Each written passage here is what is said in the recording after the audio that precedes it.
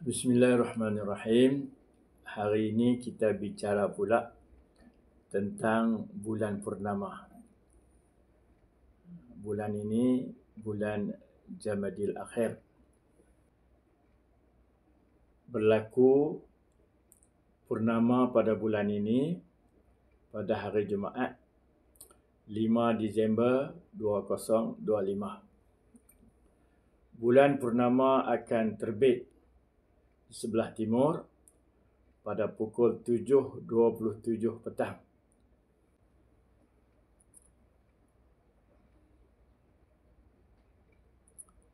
Itu pukul 7.27 terbitlah bulan purnama. Jarak bulan dengan kita pada hari itu ialah 357,987 kilometer.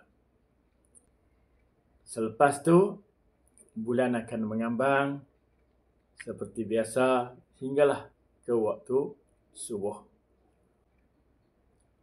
Sekarang mari kita tengok daripada sudut sisi pula. Sudut sisi ini kita kena terbang ke angkasa raya. Matahari akan jatuh maghrib pada 7.04 di negeri Kedah.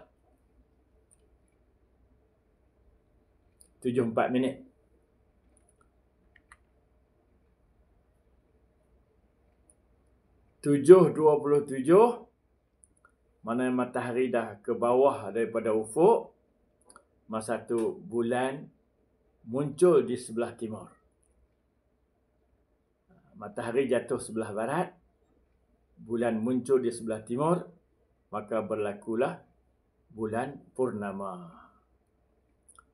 Kemudian bulan akan mengambang sehingga waktu subuh, matahari menuju ke waktu subuh. Mudah-mudahan memberi manfaat kepada kita semua. Subhanallah walhamdulillah wa la ilaha illallah wallahu akbar.